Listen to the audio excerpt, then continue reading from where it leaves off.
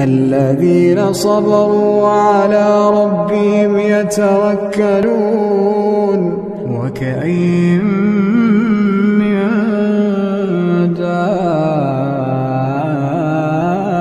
دابة لا تحمل رزقها الله يرزقها وإياكم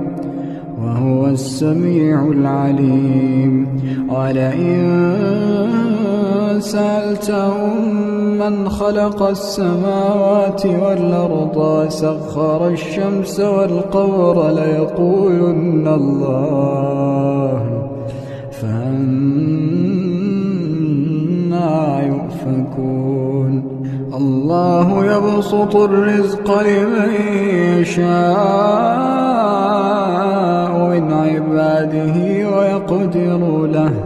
إن الله بكل شيء عليم.